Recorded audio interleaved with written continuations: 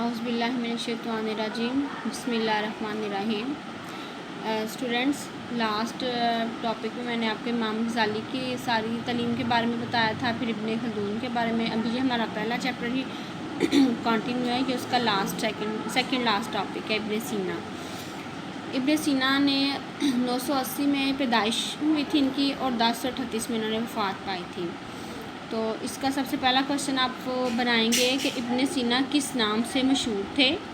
ابن سینا کس نام سے مشہور تھے؟ ابن سینا اویکینا کے نام سے مشہور تھے، AVECNA، مطلب کہ یہ ان کا نام تھا۔ ویسے ان کا اگر اسلامی نام دیکھا جائے تو وہ پورا ان کا نام تھا ابو علی حسین بن عبداللہ حسن بن علی بن سینا، یعنی کہ والد کا نام لگ کے ہی یہ ان کا نام آتا تھا، اور جو جس نام سے وہ مشہور تھے وہ اویکینا کے نام سے مشہور تھے۔ اس کے بعد اگلا سوال ہے کہ ابن سینا نے کس مضامین میں کمال حاصل کیا؟ پہلا ہے اس نے تصوف، طبیعیات، فلکیات، ریاضی، موسیقی اور معبود الطبیعیات میں اس درجہ کا کمال حاصل کیا۔ مطلب کہ طبیعیات میں کیا لیں، طب کا علم جس کو ہم کہتے ہیں، جس میں ہمیں میڈیکل کے بارے میں بھی جاننا ہوتا ہے، ہر پودوں کی تعلیم کے بارے میں بھی جاننا ہوتا ہے۔ فلکیات جس میں ہم کیا لیں کائنات کے بارے میں بات کرتے ہیں۔ ریاضی، میتھمیٹک، موسیقی سے بھی انہیں لگاؤ تھا۔ معبود الطبیعیات یعنی کہ جس میں وہ حکیم کی تعلیم، ہم حکمت جس کو کہتے ہیں، وہ تھا۔ یہ وہ مضامین تھے جس میں انہوں نے کمال حاصل کیا تھا۔ اس کے بعد ہمارے پاس اگلا سوال ہے جی کہ ابن سینا کے مقاصد تعلیم بیان کریں۔ سب سے پہلا مقصد تھا رضا الہی کا حصول۔ رضا الہی کا حصول سب سے پہلا مقصد تھا، مطلب یہ کہ جس میں اللہ تعالیٰ کی اور اس کے رسول کی ہمیں خوشنودی حاصل ہو، ہم ہر وہ کام کریں جس سے اللہ ہم سے راضی ہو۔ دوسرا ہے ذہنی صلاحیتوں کو اجاگر کرنا۔ ان کا مقصد تھا کہ طالب علم کو آپ اس طریقے سے پڑھائیں کہ ان کی جو چھپی ہوئی صلاحیتیں ہیں وہ استاد کے سامنے آ سکیں۔ جیسے کہ ایک بچہ کلاس میں تھوڑا سا معصوم بن کے بیٹھا تھا، اس کو سب کچھ آتا لیکن وہ ڈر کے مارے نہیں بولتا، تو ہر بچے کو تھوڑا تھوڑا بولنے کا موقع دیں کہ تاکہ اس کی ذہنی صلاحیتوں کا پتہ چل سکے۔ تیسرا ہے جی علم و عقل میں مطابقت، کہ علم کی بنا پر وہ کیا سیکھتا ہے اور وہ کس حد تک سوچتا ہے، کہ وہ سوچ بچار کے کس پہلو پر جاتا ہے۔ یہ استاد کا کام ہے کہ وہ بچوں کے ساتھ اس طرح کی ہم آہنگی پیدا کریں کہ بچے اس سے اپنی ہر بات کو شیئر کر سکیں۔ اس کے بعد اگلا سوال ہے جی ابن سینا کے نصاب تعلیم بیان کریں۔ ابن سینا کے نصاب تعلیم کون سے ہیں؟ وہ علوم جو حکمت و دانش پر مبنی ہیں، ان میں فلسفہ، منطق اور اخلاقیات جیسے مضمون شامل ہیں۔ ایک یہ ہے کہ یہ 3 مضمون ہیں اس کے نصاب تعلیم میں۔ دوسرا ہے دینوی علوم جن کا مادے سے تعلق ہے، مثلاً علم کیمیا جس کو ہم سائنس کی تعلیم کہتے ہیں، علم طبیعیات اور علم طب۔ تیسری ہے وسطی علوم، وہ علوم جو بعض خصوصیات اور پہلوؤں سے مادی دنیا سے تعلق رکھتے ہیں، مثلاً علم ہندسہ، علم فلکیات، فن موسیقی اور حساب وغیرہ۔ یہ تھے اس کے مقاصد تعلیم۔ آپ کو یہ بھی آ سکتا ہے کوشچن کہ ابن سینا کے نصاب تعلیم میں جو مضامین کا ذکر کیا گیا ان کے نام لکھیں، تو آپ یہ تینوں ٹاپک لکھ کے اس کے آگے جسٹ اس کے مضامین لکھ سکتے ہیں۔ اب اسی کوشچن کا دوسرا سوال یہ بنتا ہے کہ ابن سینا کے نزدیک علم کے مدارج کون سے ہیں؟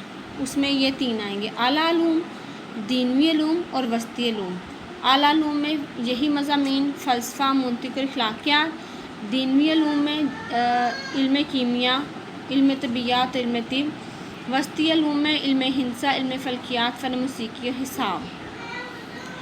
اس کے بعد اگلا ہے جی ابن سینا کے نزدیک حکمت تدریس کی کون سی ہدایت ہے؟ نمبر 1 ہے ریاکاری سے بچے، خلوص نیت سے علم حاصل کریں۔ مطلب کہ اگر آپ نے پڑھنا ہے تو آپ نیت سے پڑھیں کہ آپ کے علم کا دوسروں کو فائدہ ہو، نہ کہ یہ کہ ہم صرف دکھاوے کی تعلیم حاصل کرتے ہیں۔ جسمانی صحت کے لیے ضروری ہے کہ لذتوں کا استعمال بلا ضرورت نہ کیا جائے۔ جسمانی صحت مطلب کہ ہر آپ اس چیز کا۔ اچھا جی اگلا سوال ہے ابن سینا کے نزدیک حکمت تدریس کون سی ہیں؟ نمبر 1 ریاکاری سے بچیں، خلوص نیت سے علم حاصل کریں، یعنی کہ سچے دل سے آپ نے جو بھی سیکھنا ہے سچے دل سے سیکھیں۔ نمبر 2 ہے اسلامی عبادات اور شعار کی پابندی کرے جس میں نماز اور روزہ شامل ہے، یعنی کہ دینی تعلیم کے علاوہ دینی علم کے ساتھ ساتھ آپ دوسری تعلیم بھی، دنیاوی تعلیم بھی حاصل کریں، جس کا اسلام میں بھی بڑا زور دیا گیا ہے۔ حدیث نبی صلی اللہ علیہ وسلم ہے کہ علم حاصل کرو چاہے تمہیں اس کے لیے چین جانا پڑے۔ اس کے بعد ہے جی جسمانی صحت کے لیے ضروری ہے کہ لذتوں کا استعمال بلا ضرورت نہ کیا جائے، مطلب یہ کہ پیٹ بھرنے کے لیے انسان کو جو کچھ ملے وہ کھا لے، اللہ تعالیٰ کا شکر ادا کر کے، حالی اپنی زبان کی لذت کو نہ دیکھے بلکہ اپنی جسمانی صحت کا بھی ساتھ ساتھ خیال رکھے۔ اس کے بعد ہمارا اگلا سوال ہے جی پیج نمبر 19 پہ 19 پیج پہ نیکسٹ کوشچن ہے، درس نظامی کی خصوصیات کون کون سی ہیں؟ نمبر 1 پہ ہے اس نصاب میں فلسفہ اور منطق وغیرہ کی نسبت قرآن حدیث پر توجہ کم تھی، یعنی کہ درس نظامی کی خصوصیات میں پہلا یہ تھا کہ فلسفہ اور منطق وغیرہ کی نسبت قرآن حدیث پر لوگ جو تھے نا وہ کم توجہ دیتے تھے۔ نصاب میں تاریخ اور جغرافی جیسے اہم مضامین شامل نہیں تھے جو ہمیں ہسٹری کے بارے میں بتا سکتے ہیں۔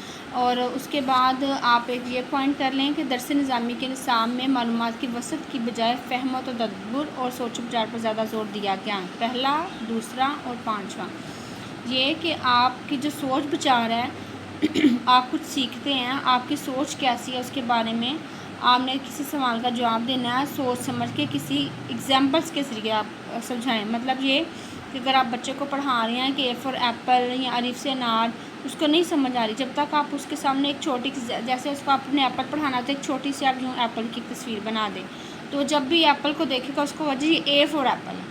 اگر آپ نے اس کو الف سے انار پڑھانا ہے تو آپ اس کو چھوٹی سی یوں انار کی تصویر بنا دیں تاکہ اس کو پتہ چلے جی یہ انار ہے، یعنی کہ آپ سوچ بچار کے ذریعے اس کو پڑھائیں۔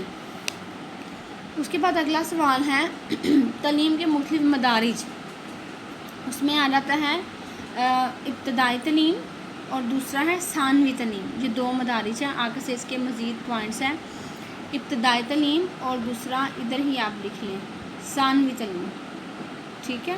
ابتدائی تعلیم میں وہ ہوتی ہے جو انسان 4 سال کی عمر میں گھر سے سیکھنا شروع کرتا ہے اور تعلیمی ادارے میں جاتا ہے، مطلب کہ اس کے لیے باقاعدہ کوئی نصاب نہیں ہوتا، جس میں ہم بچوں کو تھوڑی قرآن کی تعلیم دیتے ہیں، گھر میں اٹھنا بیٹھنا، دوسروں کے ساتھ ادب سے پیش آنا، یہ وہ تعلیم ہے۔ ثانوی تعلیم جو باقاعدہ نصاب کے ذریعے پڑھائی جاتی۔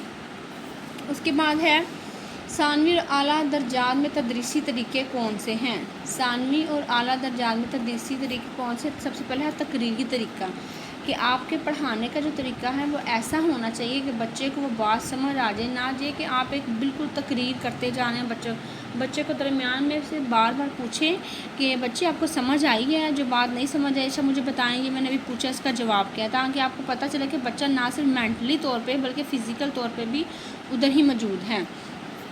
اس کے بعد ہے درسی کتاب کا طریقہ، کہ آپ اگر کتاب میں سے بچوں کو ریڈنگ کروا رہے ہیں تو دیکھیں بچہ کہاں غلطیاں کرتا ہے، جہاں پہ وہ اٹکتا ہے ریڈنگ کرواتے ہیں آپ اس لفظ کو انڈر لائن کریں، اس کو بولیں بیٹا آپ بھی یہ لفظ انڈر لائن کریں، اب اس لفظ کو 5 مرتبہ پڑھیں تاکہ وہ بار بار پڑھے، اس کو پتہ چلے جی یہ میری غلطی نکلی ہے۔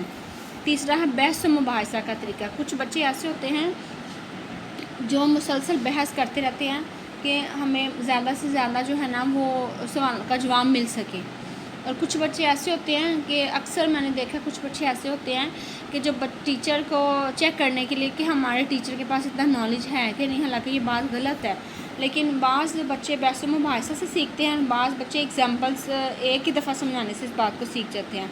اس کے بعد ہے جی گہرا مطالعہ، گہرا مطالعہ سے مراد ہے کہ بچے استاد کا پڑھانے کا طریقہ ایسا ہونا چاہیے کہ بچہ کا دل کرے جی وہ خود ہی اس چیز کا مطالعہ کرے۔ اگر آپ کہانی پڑھانے سے پہلے بچوں کو تھوڑا سا انٹروڈکشن دے دیتے ہیں کہ آج ہم آپ کو پڑھاتے ہیں جی جھوٹ کی سزا کیا ہے، کہ ایک بچہ مسلسل جھوٹ بولتا ہے، شیر آیا، گاؤں والے آتے ہیں جی شیر نہیں آتا ہے، پھر وہ دوسرے دن بولتا ہے، پھر گاؤں والے تیسرے دن وہاں سے، مطلب کہ تھوڑی سی اگزامپل دے کے آپ بچے کو پڑھا دیں گے، اس میں انٹرسٹ پیدا ہو جائے گی۔ اس کے بعد آپ جو بھی اسٹڈی کروا رہے ہیں، کسی کہانی کا کروا رہے ہیں مطالعہ ان سے، تو بڑی انٹرسٹ لے کے وہ سنے گا۔ اس کے بعد ہمارا اگلا سوال ہے مانٹیریل سسٹم کس کو کہتے ہیں؟ اس میں آپ کہہ لیں کہ بعض اوقات بچے کو اونچی آواز آپ کلاس میں پڑھا رہے ہیں تو بچہ اونچی آواز میں جو پڑھتا ہے نا، اونچی آواز مطلب کہ ماؤنٹیبل سسٹم میں بعض اوقات استاد کی تدریس کے ساتھ ساتھ طالب علم بلند آواز میں سبق دہراتا ہے کہ آپ جو پڑھا رہی ہیں اس کے بعد بچے سے پوچھیں گے اونچی آواز میں آپ پڑھیں گے تو آپ کہیں گے چلے میں یہاں رکتی ہوں، بچے اب آپ پڑھیں، یہ ریڈنگ کروانا کلاس سے، تو وہ ہوتا ہے ماؤنٹیبل سسٹم۔ اب معید کسے کہتے ہیں؟ معید کسے کہتے ہیں کہ وہ طالب علم جو سب سے زیادہ لائق ہوتا ہے، باقی طالب علم کو دوبارہ درس دیتے ہیں۔ آپ نے جو پڑھایا ہے، آپ ایک بچے کو کھڑا کرتے ہیں، جی کھڑے ہو جائے، میں نے کیا بتایا، اس کے بارے میں آپ بتائیں جی سر نے یہ بتایا اس طرح، تو جو بچہ سب سے جلدی سبق پک کر لیتا ہے دوسرے بچوں کو، تب وہ معید کہلاتا ہے۔ یہ تھا جی آج تک کے ہمارے سوالات، تو انشاءاللہ تعالیٰ زوم کی کلاس میں آپ سے ڈسکشن ہوگی۔ جن بچوں کو نہیں سمجھ آیا اگر وہ کہیں گے تو جون سا بھی لیکچر کہیں گے میں دوبارہ سے ریپیٹ کر دوں گی، کوئی بھی مسئلہ ہوا تو آپ میرے سے ڈسکس کر سکتے ہیں۔